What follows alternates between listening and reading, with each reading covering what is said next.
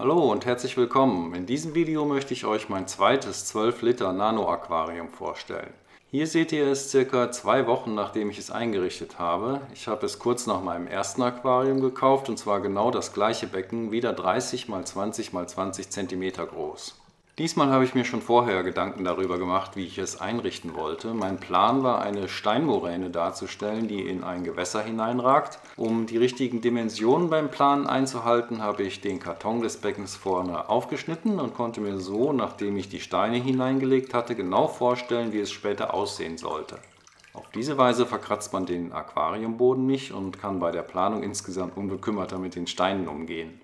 Die Übertragung ins Aquarium hat dann auch gut funktioniert. Ich habe auch hier den Boden mit weißem Aquariumsand aufgefüllt, diesmal nach rechts ansteigend. Ich wollte auch hier kein Soil, weil mir das Becken mit seinen vielleicht netto 10 Litern für die ganzen Nährstoffe zu klein erschien. Leider ist der Sand dann im Laufe der Zeit immer weiter nach links gerutscht und so ist alles etwas abgeflacht. Das kam auch, weil ich dann doch wieder etwas umgebaut habe und auch das Einsetzen der Pflanzen, die ich vom ersten Aquarium übrig hatte, hat dazu beigetragen. Hier kann man richtig schön sehen, wie das Litorella uniflora Gras verbogen aus dem In-vitro-Topf gekommen ist. Ein paar Tage später hat es sich schon aufgerichtet und nach 2 Wochen war es schon richtig gewachsen.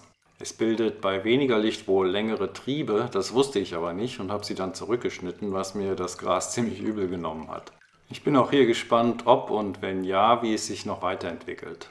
Das Taxiphyllum-Moos wächst auch hier mehr in die Höhe als in die Breite. Es ist einfach besser dafür geeignet, es an Holz hochwachsen zu lassen, anstatt es wie hier zwischen die Steine zu klemmen. Was sich am Anfang sehr gut entwickelt hat, war der kompakte Wasserkelch, von dem ich hier die 3 größten Teile der Topfpflanze eingesetzt habe, die ich gekauft hatte. Sie waren anfangs sehr gesund und hatten schöne Blätter, davon sind dann aber immer mehr gelb geworden und mussten abgeschnitten werden. Viele wurden dann später auch mit Kieselalgen überwuchert. Neue Blätter kommen nur sehr langsam nach und haben nicht mehr so lange Stiele. Ich bin gespannt, was daraus noch im Laufe der Zeit wird. Erstaunlich ist, dass dieses Becken absolut schneckenfrei ist, obwohl exakt die gleichen Pflanzen wie in dem anderen sind. Mein Plan ist es, die Steine noch mit Aufsitzerpflanzen abzudecken. Ich nutze auch für dieses Aquarium den Specialized Nutrition Dünger von Tropica. Da sind alle wichtigen Nährstoffe drin und es ist einer der wenigen, die auch Stickstoff und Phosphor enthalten. Das brauche ich, weil ich keine Tiere im Aquarium habe, die das produzieren würden.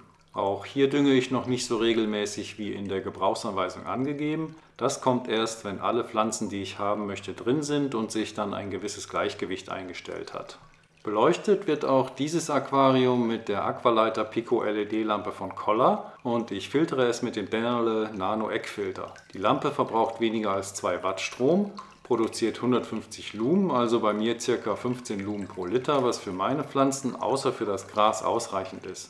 Die 3 Osram LEDs liegen zwischen 4500 und 5500 Kelvin und machen, wie ich finde, ein schönes Licht. Ich stelle die Lampe in einem späteren Video aber nochmal genauer vor. Der Dennerle Nano Eckfilter macht auch in diesem Becken einen ziemlich guten Job. Ich habe ihn voll aufgedreht, sodass er ordentlich Strömung in dem kleinen Becken produziert. Auch hier wird das Wasser schön klar, sogar noch ein bisschen schneller als in meinem ersten Aquarium, weil der Rückfluss der Strömung nicht durch ein Hindernis unterbrochen wird. Das soll es jetzt erstmal gewesen sein. Wenn noch eine Pflanze dazugekommen ist, werde ich euch die in einem Update vorstellen, vielleicht wenn das Becken ungefähr 6 Wochen alt ist. Es sind dann noch Videos über die Lampe, den Filter und noch über weiteres Zubehör geplant, das ich mir noch zugelegt habe. Es lohnt sich also, den Kanal zu abonnieren, dann verpasst ihr nichts. Ich sage Tschüss, bis dahin und macht euch mal wieder die Hände nass.